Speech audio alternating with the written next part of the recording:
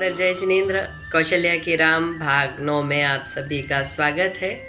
और आज हम चर्चा करने वाले हैं चक्रवर्ती हरिशेन के चरित्र के बारे में।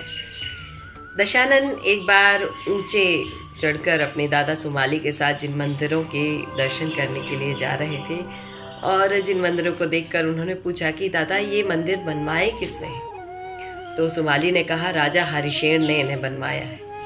राजा हरिशेन की कथा जानने को आतुर देखकर, दशानन को आतुर देखकर सुमाली उससे कथा कहने लगे कि काम्पिल्य नगरी में सेंध्वज नाम के राजा राज्य करते थे और उनकी वप्रा नाम की स्त्री पटरानी थी। उन दोनों के हरिशेन नाम के पुत्र हुए। एक बार किसी अष्टानिक पर्व के समय जो धर्मशील विप्रा रानी थी, उन्होंने कहा कि राज्य में रथ चलवाए जाएं, जिनेंद्र भगवान के रथ निकलवाए जाएं।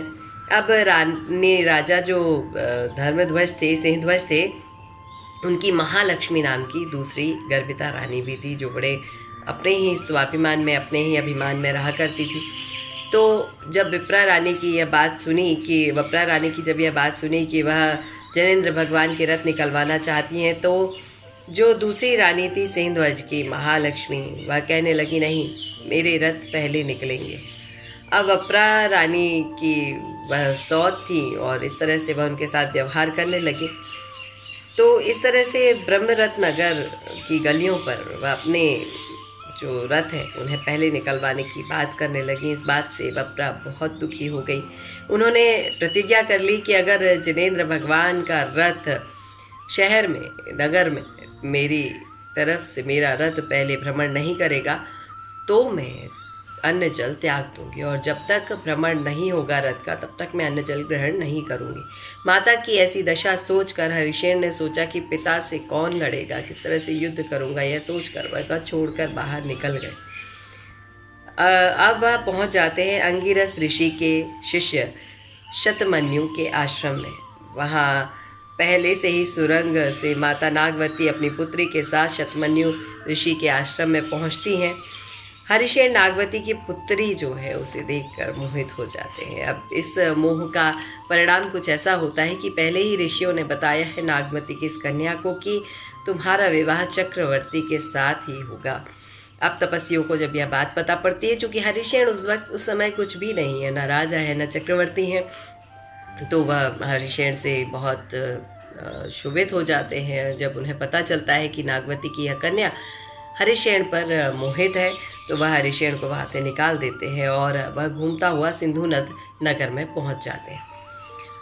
एक हाथी, जब हरिशेन जो है वह बहुत सुंदर है, तो कुछ स्त्रियाँ वहाँ खड़ी हैं और हरिशेन को देखे जा रही हैं और मदपूर्वक एक हाथी आ रहा है जो उसके महावत है, उस हाथी की महावत है। वह भी स्त्रियों से कहते हैं आप हट जाइए यहाँ से, मैं स्वयं इस हाथी को अपने वश में करने में असमर्थ हूँ। परंतु स्त्रियाँ हरिशेन को देखने में इतनी मग्न है कि उन्हें इस बात पर ध्यान ही नहीं जाता है। अंत में जब वह हाथी एकदम समीप पहुँच जाता है तो वह भयभीत हो जाती हैं और व्याकुल हो जाती है और हरिशेन की शरण में आ जाती है। तो हरिशेन उछल कर उस हाथी पर बैठ जाती है और उसे अपने वश में कर लेते हैं। और यह बात राजा देख रहे थे। राजा अपने एक व्यक्ति को भेजकर उन्हें महल में बुलाते हैं और अपनी 100 कन्याओं के साथ उनका विवाह कर देते हैं। विद्याधर राजा की कन्या की सहेली वेगवती सोते हुए हरिशेन को उठाकर ले जाती हैं। जब वह रास्ते में हरिशेन उनकी मुट्ठी मोड़ना चाहते हैं तो वह बताती हैं कि सूर्योदय नामक नगर में राजा शक्रधनु रहते हैं और उनकी स्त्री जयचंद्रा और उनकी स्त्री धी के एक जयचंद्रा नाम की पुत्री है, और वह जयचंद्रा जो है वह आपका केवल चित्र देखकर मोहित हो गई हैं।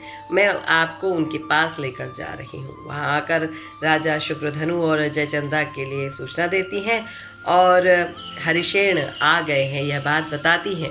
आपके मन को हरने वाले हरिशेन आ गए यह बात बताती है। हरिशेन और जयचंद्रा का विवाह हो जाता है। अब कन्या के जो मामा हैं बड़े क्षुभित हो जाते हैं। गंगाधर और महीधर बहुत कुपित हो जाते हैं और युद्ध के लिए आते हैं।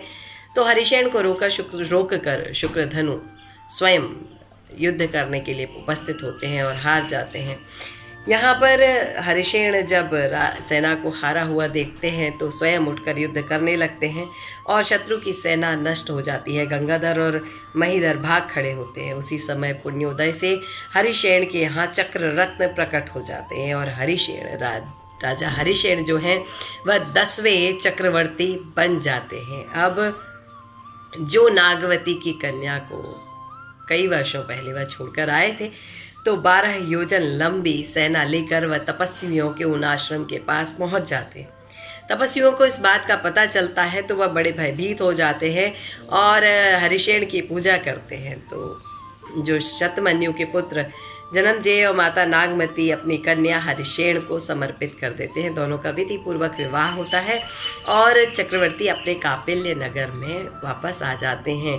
32,000 मुकुटबद्ध राजा उनके साथ उपस्थित हो जाते हैं और वह अपने माता को प्रणाम करते हैं। सुमाली दशानन से कहने लगते हैं कि पुत्र को देखकर वप्रा जो रानी है उन्हें हर्ष का पार नहीं रहता। उन्होंने बड़े तेजस्वी रथ कापिल्य नगर में घुमाए और माता का मनोरथ पूरा हुआ। इस कार्य से मुनि और श्रावक सभी प्रसन्न हुए। बहुत सारे लोगों ने जिन धर्म धारण किया। हरिशेन ने चिरकाल तक राज्य किया। उसके बाद उन्होंने दीक्षा ले ली। हरिशेन के चरित्र को सुनकर दशानन आश्चर्यचकित हो जाते हैं।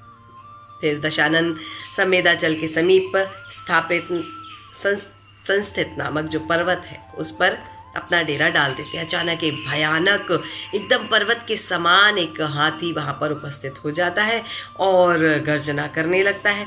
दशानन उनके आगे चादर फेंक देते हैं, एक चद्दर उनके ऊपर फेंक देते हैं और जब तक वह उस चद्दर को हटा पाता है उसे अपने वश में कर लेते हैं और वह हाथी दशानन का हाथी बन जाता है, जिसका नाम त्रिलोक मंडन हाथी है। तो यह कथा अभी तक तो चल रही है रावण के बारे में ही, दशानन के बारे में ही, और भी आगे इस कथा को हम आगे बढ़ाएंगे। तब तक हमें आज्ञा दीजिए। प्रणाम, नमस्कार, जय जिनेन्द्र।